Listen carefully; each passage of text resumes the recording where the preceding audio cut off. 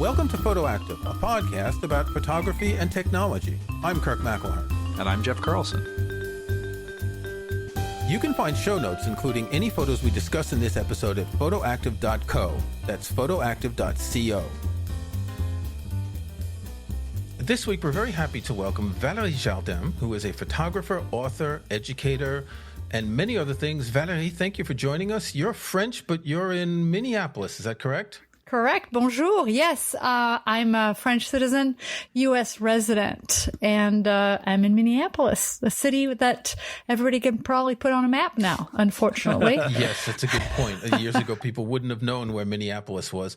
So, Valérie, we got you here mainly because you've got a new book out, and it's called Street Photography Assignment, 75 Reasons to Hit the Streets and Learn. Jeff and I are not street photographers. It's not something we know a lot. So we'd like to start out by just discussing the idea of street photography. Now, I love great street photography, people like Gary Winogrand and Joel Meyerowitz and a lot of the French people. And one of the most beautiful books I got recently, a couple years ago, was by Mark Steinmetz of photos he took in Paris. But there's so much boring street photography out there. If you look on Instagram and on Facebook, and, I'm in photo groups, and it's become so cliched. And also, so many people are doing it. Why? What happened with street photography? Is it digital photography and the fact that more people live in cities that mean we have so much street photography these days? Yeah, it's become popular over the past few years. And I think also because people found out what it's actually called. A lot of us started street photography without even knowing it. I mean, that was certainly the case for me. I was just photographing life on the street. I didn't even know it was called street photography. And I actually don't like street photography because I recently have only been shooting street photography on the beach. So, where there is no street. So it's kind of a broad sense. And street photography it's in itself, people have a misconception of what street photography is. People think in your face, really close to people, even using a flash, which is one way to do it. If you're really comfortable with that approach, which I would not recommend to everybody. But there's so many ways to do it. And there are some good ways and there's some really boring pictures out there. Absolutely. There has to be something. There has to be a story. It's not just taking a picture of a boring stranger walking down the street. That's exactly what I said to Jeff beforehand, that what makes a good street photograph, and I'm thinking of some of Joel Meyerowitz's great pictures. The one... Is it one with two guys walking with tubas or something down the street? And you're like, why are two people with tubas? Or Elliot Erwitt's great pictures of people with their dogs. There's something happening. It's not static. You can feel the dynamic movement in it. When I was shooting film photography in the early 80s in New York, I never heard the term street photography back then. When did it become... Is it Fujifilm who made this popular? Because we all shoot Fujifilm cameras, and they seem to be one of the more popular brands for this kind of photography. No, I think I don't even know when the term really started picking up, but it really is documentary photography. And then too, there is street photography that is not even candid, that people actually ask people to do things, which doesn't qualify. That defeats the whole purpose. I mean, this is the hardest thing you're going to shoot, as a photographer, no matter what, because you only control your gear and your vision. You don't control what's going to happen. So, and you have that fraction of a second to immortalize something that's never happened before and will never happen again. Even yourself cannot replicate it. So there is so much that comes into that fraction of a second, so much, so many skills that you acquire after doing this for quite a while. And, in composition and you have to light and choosing the right subject and the decisive moment, the right gesture and so forth. All these decisions happen in a fraction of a second. You don't think of them, but they all come from being out there and learning to see. So many people just don't know how to see. They look, but they don't know how to see. So good street photography does stand out from the rest. But you're right, there is a lot of boring stuff out there. So that's my job, to help people do the right thing. And that's what I've been teaching for 10 years. One thing that's changed in digital is, in the past, go back into the 40s and the 50s and the great photographers, and I do think of them as French because there were more French photographers who developed. Mm-hmm. Yeah. They were shooting film and they had 24 or 36 pictures on a roll of film, and they could only usually get one shot, whereas now you can press and hold the shutter in burst mode and you can get 8 or 10 or 12 shots a second to try and capture a specific moment of something that's happening. In many ways, it seems lazy to try that. There is definitely less merit. And we, there are times where burst mode, is necessary. And if you're in the location of a lifetime and the light is amazing and you have the most wonderful backdrop and you probably never come back, of course, go into burst mode. Why chance missing the shot? But the satisfaction as an artist is not going to be the same. And most photographers will say, well, who cares? Nobody knows. It's like, yeah, but who cares about what people know and what people think? You only shoot street photography for yourself. You don't shoot it for a client. And to me, the shots, my good shots that were shot in one frame are much more valuable to me than the great shots that have, turned out from a burst of 6 frames, because there is merit in capturing that moment at that one time in one frame that you don't have if you shoot burst, period. It's the satisfaction of the thrill of the hunt, of getting there at the right time and catching something, isn't it? Absolutely. And you're right. Nobody knows and nobody cares. Just like nobody cares what the metadata is on your picture. If it's a good picture, when you exhibit your work in a gallery, you don't have the metadata under every picture. That always annoys me that people think it's so important. Yeah, I know. It is funny because I have to put the metadata on my my educational book, because if I don't, people like, well, where's the metadata? Well, you'll never be in the same situation at the same time under the same circumstances. So technically the metadata is not very useful, but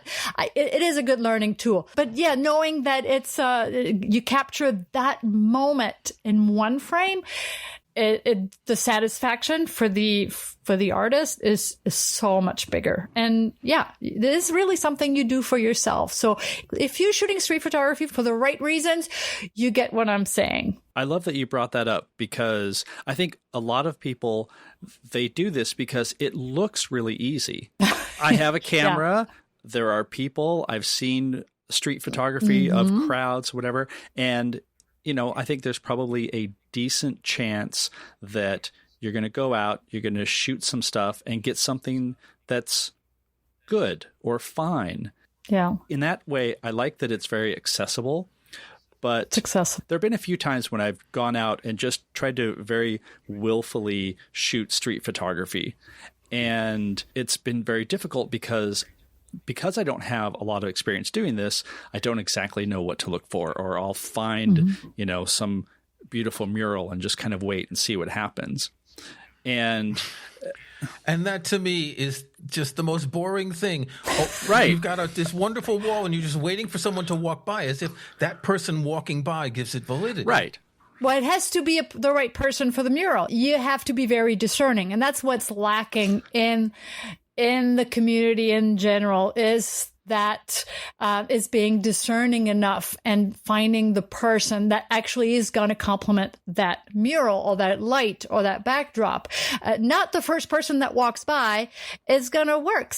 Most of the time, no one is going to walk by in the next hour that's going to be worth a shot. So it's really knowing when to press the shutter click and not pressing it on just the first Joe that comes back with especially there has to be contrast between the subject and the mural. You can't just have somebody who's going to blend in there and you can't even really see them. There has to be the correct stepping, the dynamic of the gesture. There's so many things that come into play. Or they're carrying something strange that matches what's in the mural or something. Yeah. Well, they have to fit there. If you're traveling and you see this amazing backdrop, and then you photograph somebody walking through and it's a tourist, what's the point? If you're in Rome, why photograph a tourist? No, you want somebody that fits that space. So there's so many elements that will make or break the picture. One thing about good street photography is it can be timeless. And I was looking through your portfolio, and you have a page with photos of readers. And looking at a lot of those photos, they could have been shot 50 years ago. An awful lot of them are in Paris, and I can see the chairs from the Jardin du Luxembourg, and I can see the cafes, and a lot of them look like, they're in black and white, and there's nothing that says it's now or then. And I find that questioning, that uncertainty about the photographs makes them actually more interesting. Yeah, and I make a point of not photographing people like on their cell phone and things like that. That's just so boring. So finding that timeless, and that's the whole point of that series. It's about paper book readers, not e-readers. And and it's actually one of the assignments, the timeless photograph in the book, to capture a subject that's dressed in a way. I'm not going to photograph somebody that has Gap on their shirt. Never, because not only that's going to distract from the subject itself, and that ruins the shot. So I'm very, very particular as to what a good subject is, but it's maybe not be what your good subject is going to be. We all have that ideal in our mind of what we look for. And that's really what defines our style of photograph as well. And also, I'm not in your face. I don't like crowds. So there's so many ways to do street photography and to do it well and respectfully too. And now you bring up something that I really wanted to talk about, because there's a lot of disrespect. I don't remember the name of the Japanese photographer last year, Fujifilm. Oh, yes. Released a promotional video with this guy who would just go up and harass people, kind of like Bruce Gilden did. And there was a huge outcry. So with street photography, you've got a couple of options. If people know the camera, the X100 series, it's got a 35 millimeter equivalent lens. So you kind of need to be close to people if you want to get action. Or you can be more distant with a telephoto and not immerse yourself in the play on the stage. And Okay, you're making faces, but I'm going to get to my point. The problem is that if people are too in your face, I mean, a lot of women find this harassing. Big guys with cameras going up to them. I think it's a really hard balance to strike. In some countries, it's not even entirely legal, is it? You have to be careful anywhere. That's the thing. Whether it's quote unquote legal, and it's not really a matter of being legal or not legal. The privacy laws are very gray. It's about respect. Doesn't matter where you are. You should use the same ethics, and it's about respecting your subject. I mean, somebody comes really close to me with a flash, I'll probably punch them. Why would I do that somewhere else if I don't want it being done to me? Yeah. And if everybody starts doing that, that's the death of the art, because it's going to be impossible to do it. And so, no, you can capture beautiful moments discreetly. And I shoot at 23 millimeter, that camera that you talked about, equivalent of 35 millimeters. So I'm always very close to people. I think it's very sneaky to do it from a long lens, and that is not something street photographers do. So that looks more like a paparazzi type exactly. thing. You've got a big, long telephoto lens. Yeah. That to me, that's the ultimate sneaky. I'm really close to people. I'm not afraid of being seen. Usually, I mean, I've learned, and that's one thing that I teach on workshops, how to be invisible while being that close. But, definitely, if people ask me what I'm doing, I have no problem telling them what I'm doing. I mean, I'm capturing life on the streets of Paris, Rome, New York, wherever I am. And I'm capturing beauty of everyday life. I'm never photographing people in embarrassing or vulnerable situation of ridicule, because there is humor and there is humor. There is easy humor. Another thing that's really common, and I see this on Facebook groups, is photos of homeless people. Yeah. And, it's one thing to document them, but it's another thing to exploit them like that. Absolutely. Yeah. And I've worked with the homeless community with Joshua Coombs from the UK. We'll put a link in the show notes. Yeah. You've got a thing about your project there. So I've worked with him on the streets of Paris, New York, Minneapolis, and but we tell the whole story. I don't even start photographing until we shake hands with people, we start talking to them, we sit down with them, then I start documenting the work that Josh does with the homeless community. lady. And I've done that with other homeless people, to raise awareness. But that's very different than just grabbing a shot of a homeless person lying on a bench. That is disrespectful unless you had an interaction, because I've learned from working with homeless people on the streets around the world that the one thing that is consistent that they tell us is that they feel invisible. So the first thing is to really talk to them. It's not about giving them money. It's about that interaction. So grabbing a shot of someone lying on a bench just because it's an easy shot, that's tough. Mm-hmm. Yeah. So we're not a gear podcast, but we do talk about gear a little bit. And so what's interesting is you're using a Fuji X100 series camera, which is probably one of the most compact cameras there is. Compare that to someone with, a big Fuji just released, what is it, a 50 millimeter f1 lens, which is about the size of a watermelon. And it does look less imposing if you're out there with a small camera. It almost looks like an old fashioned Instamatic camera rather than someone with a big long zoom lens. And I guess that in and of itself is a sign that you're not aggressive. Mm-hmm. I think that's a good point. I mean, I used to shoot with a DSLR. I switched to the X100S, so about 7 years ago. Before that, I was shooting with a 5D Mark II and a 40 millimeter pancake lens. And I was getting the same types of shot. But now we have better gear that's more discreet and completely silent. So, it would be really dumb to start shooting street photography and invest in DSLRs, for example. I mean, now it's so much better and they're much more user friendly for sure to have those smaller cameras and less intimidating. Absolutely. Mm-hmm. And really, it's not about hiding behind a long lens. That's really the creepiest thing you can do as a street photographer. Yeah. Can you talk a little bit more about interacting with people? Because I think that's one of those areas where that you should ask people permission. You're making a face like, no. My point is, I know that part of good street photography is sometimes approaching someone and engaging with them, not so much in the sense of trying to capture a fleeting moment, but you see somebody who looks interesting, somebody like in your book, you mentioned buskers or people with tattoos, who seem to be more willing to be seen. And so there's that moment of, okay, I would like to take a picture of this person because they look amazing, but it seems like there's a wide gulf between I'm just going to take a picture and I want to interact with them. Tell us more about that interactivity. Yeah, I'm hesitant about going up to people in the street. So how do you get past that? That's actually the easiest part. For a lot of people, those are called street portraits. So that's actually when you have an interaction, even if it's just they see that you're photographing them. You may not talk to them, but they know you're photographing them. So that's a street portrait. You make eye contact. There is definitely I don't do a lot of that because I find that a little too easy because I'm an extrovert. So I talk with people all the time. Okay. So I usually even forget to take a picture because I get into a conversation. Most of my work is completely, there's absolutely no interaction. People don't know I photographed them. It's 100% candid. The few street portraits that I do, yes, I will have a conversation. And I will just tell the person, hey, you look amazing. The light is just fantastic on that great hat that you have. Or those tattoos are so cool. I would really like to get a portrait of you. A lot of people, and that's what the first assignments in the book, which, goes the book. If somebody who is a beginner at this, will start at assignment 1 and go down.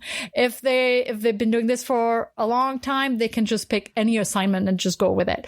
But, so you start with people that are easy targets, people walking their dogs, people with a lot of tattoos, people with wild purple hair, because obviously they look like that because they want to be seen. So it's very flattering for them to want to photograph them. No one with a lot of tattoos will say, oh, no, I don't want you to take a picture of me. No one. Mm-hmm. They love it. They love the attention. Always want to be photographed as well. So street performers is your first stranger. It's the most obvious and easy target. Give them money first, then take your time. That's good practice. And then you move on to a complete stranger. And then you move on to a stranger that you can have a conversation and have a backstory, or ask them a question and write the story about them. So there's several steps, but for a lot of people, actually, once they interact with a stranger and they feel more at ease, they can breathe easier because then they have their permission. So it's easier once you have the permission. When you get really close to someone, and sometimes I'll be right over someone's shoulder, photographing the side of their face as if I'm looking through their eyes. They don't know I'm here. They never will know that I'm here. I grab the shot, but it's completely candid. I would never ask permission. So I do not ask permission ever. Okay. That would ruin the moment. It's like the observer's paradox. You ask someone permission to take a picture, they're going to pose, and they don't know how to pose for a photo. So they're going to do that kind of weird pose that we all did when we were teenagers at birthday parties. And there is no picture because what caught your eye was a moment in time that is completely candid. So if you interact with that person, the moment is gone. There is no more picture. So that's why it is so important to be invisible. And the reason why you have to be invisible and very discreet and get close to people without them knowing there is because that's the only way you will capture what caught your eye in the first place. The moment they see you, doesn't even matter if there is an attraction. The moment they see you, the moment is gone. So why even take the picture at that point? There's nothing left. So that's why it is so difficult, because you have to be close and yet so invisible that the moment is intact, either that or it's gone. And also, I think part of the apprehension that some people have is either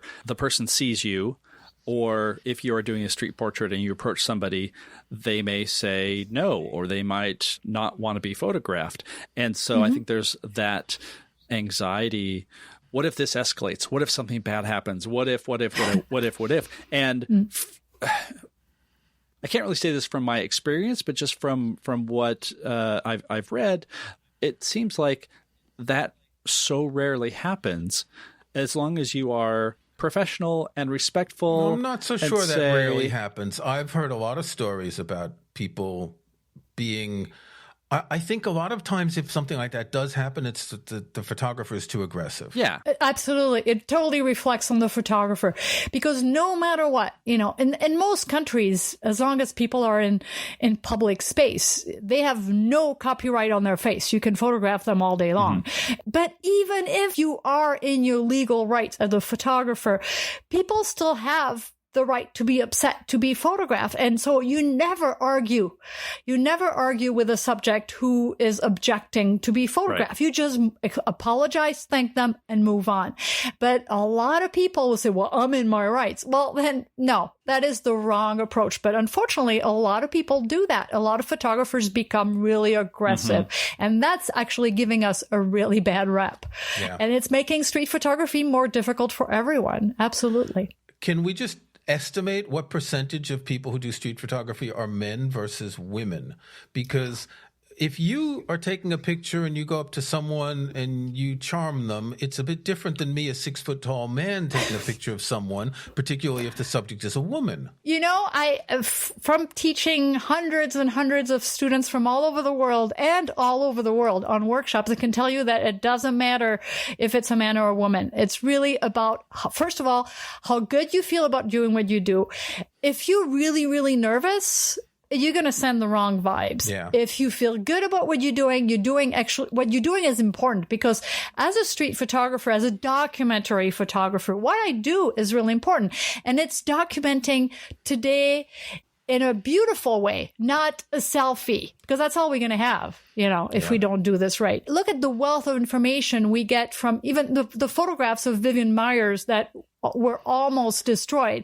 Look at the wealth of information we're collecting, historical information we're collecting from that. So what we do is important if we do it right. If you feel good about what you're doing, you're doing something important that has value, not only aesthetically, but also historical value potentially. I mean, in 50 years, people may learn something from looking at some of my pictures, and I would love that. So then you're confident. It's really about being confident and not being afraid to explain what you're doing if the subject notices you. Usually they notice you after you got the shot, so it's okay. As long as I capture that candid moment, I'm fine if people want to talk to me. I'm completely open. I would never try to hide what I'm doing because I really believe it what I'm doing. I've never had any trouble. I've never had anyone getting angry or anything. And I've seen that from male photographers from different cultures. I mean, my students come for a big part from North America, but, from Australia, from New Zealand, from South Africa, they come from all over Europe. And, it's really their approach, and their way they feel and the vibes they send that will determine the outcome, actually, if there is an interaction.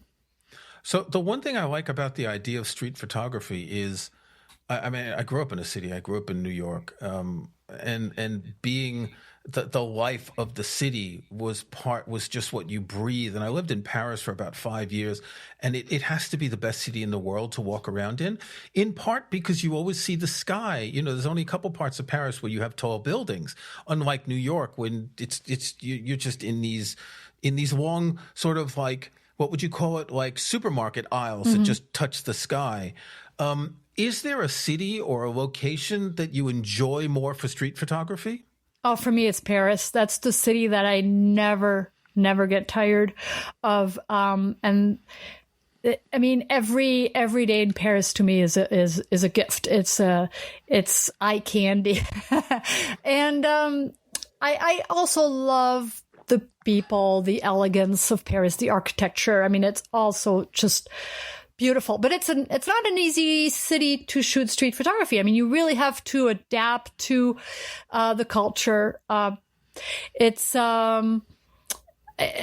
I think in a lot of the more interesting parts of the city is where the streets are narrower as well. Mm-hmm. So you don't have as much space around you, and the sidewalks are often very narrow. I mean, you can go on the Champs-Élysées where there's 1 million people, but they're all tourists, and the odds of getting interesting photos, you want to be more like going along the Seine or in the the Latin Quarter, those areas. And a lot of them have narrow streets, so you don't get a lot of room for interaction, do you? Well, that's when, you let the light guide you. First, it's your mood and then the light. And you look for shafts of light, and then you wait for the right person to enter that shaft of light. Or if it's a rainy day, then you just it's amazing. Rainy days on the streets are some of my favorites. Then you just shift gear and you're going to look for reflections in puddles. I mean, it's never boring. You can't be on the street and say, oh, I'm bored. There is nothing there. It doesn't matter how big or small your city is, then you're doing something wrong. But that's actually why I wrote that book, because some people need a little boost. And it's like, okay, I'm out and there's nothing there. Well, then yes, pick an assignment and then stick with that for the next hour. And then you'll get something and you'll learn something. Even if you don't have a keeper, at least you'll learn something, and that's going to boost your creativity and you're going to become a better photographer. So there is always something, and it's good to have themes too in the back of your mind if you need a little boost. I mean, I've worked on different books. One was Street Dogs, where I photographed dogs around the world, and it ended up turned into a fine art book on dogs around the world. And so to have some themes in the back of your mind, you mentioned my reader series. That's another series that I've worked on for years. And so you collect images for a specific series. So it's also good to have that in the back of your mind. My favorite way to do it is just to let the street surprise me and just to get lost on purpose, really. Yeah, but as you said, you've got to be receptive to what's going to happen that's going to work. And that's what's interesting about the book. So someone who's a beginner, I'm just looking at random at the table of contents. There's one about train station platforms and hands and feet and umbrellas. And you can go out on a day and you can just pick a topic and say, instead of looking at everything and trying to find something, I'm going to focus on this idea, this type of person, maybe readers, maybe dogs or whatever. Yep. And it's kind of like doing scales in music, that the more you do that, the more familiar you become. And then the easier it is for you to see it again in the future. Yeah, absolutely. So the first 60 assignments or even more than that are more technical. So you work on a technique, or you work on panning, or you work on silhouette. So you work on sunburst or things like that. And then once you do all these and you do them several times, then you can work on a theme and everything you've learned and you've practiced in the previous assignments. Then you mentioned some themes where, like trains, working in train stations and platforms, then everything you've learned in previous assignments will just come together and help you make actually a beautiful photograph when you're working on a specific theme. So yeah, absolutely. As someone who mostly shoots black and white and who really appreciates black and white, I'm always interested in do we shoot black and white, particularly street photography, because it started out in black and white and there's that continuity? No, it's actually easier to shoot black and white than color on the streets because you have definitely fewer things to think of. My work is about, and I make the decision in camera. I shoot black and white or color. I don't make the decision after. And that's one thing that's very important for photographers to think of. Even if you shoot raw, you should always know if the photograph is a color or a black and white before you press the shutter. That's really part of the creative process. So there's a mood, but it's also a way to isolate a subject better, because if you're shooting color, the color has to be part of the story. If the color becomes the distraction, then black and white makes more sense. So there are days like harsh light, black and white works a lot better, obviously. But there are days, I just posted today a photograph on Instagram that is all about color. If it wasn't for that color blue of the matching woman's shirt with the shutters of the windows next to her, there is no picture. That one is all about color. So sometimes it is all about color, and a black and white photograph of that same subject would make absolutely no sense, and vice versa. So it is really something that is, it's not a decision you take lightly. It's definitely a decision you take at a creative level before you take the picture. And that's why I make that decision in camera, and I shoot acros or classic chrome, depending on what my subject calls for. Okay, Valérie Jardin, I want to thank you very much, because we don't know much about this subject. I don't live in a city, so I can't do street photography. I live next to a farm. I do urban street photography of, farm machines and stuff like that. I live near Stratford-upon-Avon, and I've gone in there. It's a very touristy town, and I've gone in there to try and do street photography a couple of times. But it's just, when there's too many tourists, it just doesn't. I mean, I know those are all excuses. If I practice a lot, I know. Yes, but of course, these days we're not going to be seeing a lot of tourists, so it'll be for in a couple of years in the future. So the book is Street Photography Assignment: 75 Reasons to Hit the Streets and Learn by Rocky Nook. There'll be a link in the show notes and a promo code, so you can save money on the book in ebook format or in dead tree format. Valérie, thank you very much for joining us. Thank you. Thank you. Also want to mention before we head out, we will be giving away 2 copies of Valérie's book. All you have to do is join our mailing list. So go to our website, photoactive.co, sign up for our mailing list. We only use it for 2 reasons. We send out announcements when there's a new episode, and we use the list as the source material for giveaways like this. Okay, Jeff, what's your snapshot for this week? My snapshot today is a documentary about Pete Souza called The Way I See It. And I've mentioned Pete Souza before. I think he's a phenomenal photographer who shot photos of Obama all of his years in office. But he was also one of the White House photographers under Ronald Reagan. And what's interesting about this documentary, a lot of it is just about Pete Souza and his experience doing this. And he's definitely known for being Obama's photographer. But there's a lot in the documentary that covers his years working with Reagan and how that, shaped how he approaches shooting the behind the scenes and getting the character of the person who's in the Oval Office. Some of it is also just about Pete Souza, becoming politically active and becoming a voice against Trump. But to my surprise, that was actually a small part of the documentary. And I liked that they balanced it out. This wasn't intended to be here's the guy who likes Obama but doesn't like Trump.